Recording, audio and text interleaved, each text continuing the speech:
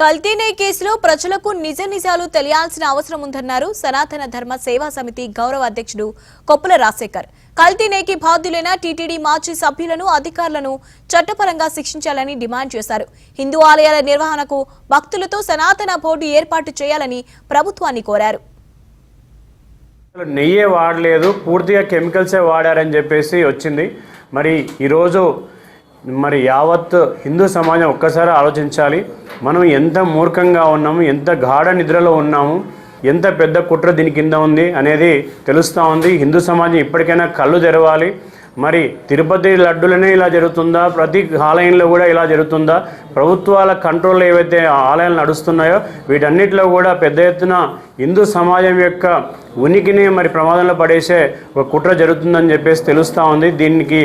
దీనికి కూడా శాశ్వతమైన పరిష్కారం ఏంటంటే ఈ హిందూ ఆలయాల నిర్వహణ పూర్తిగా హిందువుల చేతిలో ఉండాలి, హిందూ భక్తుల చేతిలో, సాధు సంతుల చేతిలో ఉండాలని చెప్పేసి మేము డిమాండ్ చేస్తున్నాం. దీనిపైన పూర్తిగా విచారణని ఆంధ్రప్రదేశ్ ప్రభుత్వము గౌరవ చంద్రబాబు నాయుడు గారు వీళ్ళంత త్వరగా ప్రజల ముందు పెట్టాలి. వాస్తవాలను ఎవరు తప్పు చేసినా కూడా వాళ్ళని శిక్షించాలని చెప్పేసి మేము డిమాండ్ చేస్తూ ఉన్నాం.